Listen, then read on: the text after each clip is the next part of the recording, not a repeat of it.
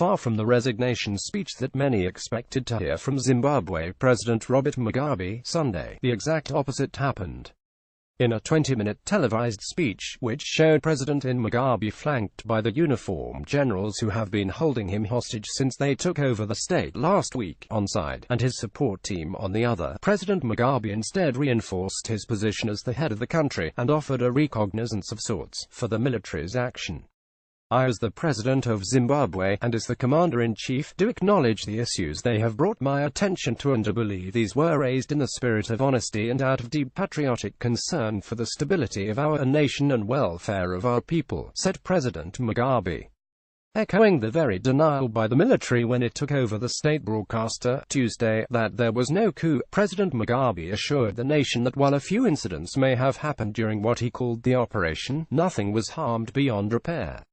The operation I alluded to did not amount to a threat to our well-cherished constitutional order, nor was it a challenge to my authority as head of state and government, he emphasized, not even as Commander-in-Chief of the Zimbabwe Defense Forces. Mr. Mugabe went on to commend the military's respectful and comported treatment of him since the incident, which preceded the ouster of Vice President Emmerson Mnangagwa. Even happier for me, and arising from today's meeting, is a strong sense of collegiality and comradeship, now binding the various arms of our security establishment, he said. Dispelling further speculation of a coup, President Mugabe expressed his happiness for the manner in which the country continued to function after the military takeover. True, a few incidents may have occurred here and there, but these are being corrected.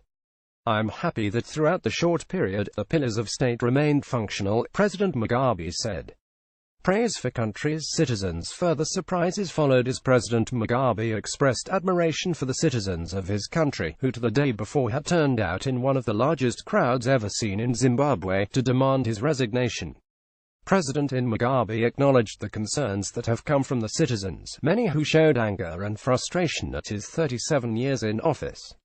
If there is any one observation we have made and drawn from events of the past week as the unshakable pedestal upon which to rest our state of peace, law and order, amply indicating that as Zimbabweans we are genuinely peaceably disposed people, he said, adding that the dignity, discipline and restraint shown by Zimbabweans was to be admired, still in charge, making no mention or acknowledgement of his ouster from the ruling ZANU-PF party by his longtime colleagues earlier in the day. President Mugabe said he will preside over the upcoming extraordinary Congress in December.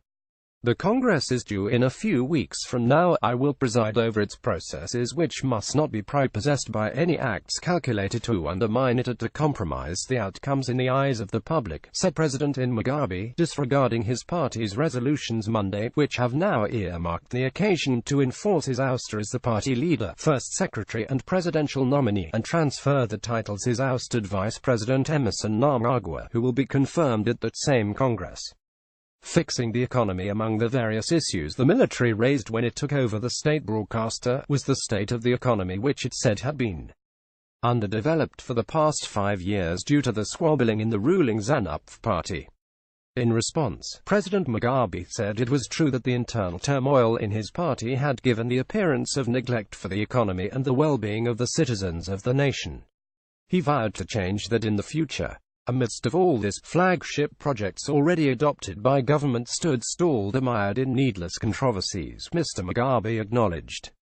All this now has to stop as we inaugurate a new work culture and pace which will show our strong sense of purpose and commitment to turning around our economy in terms of our policies.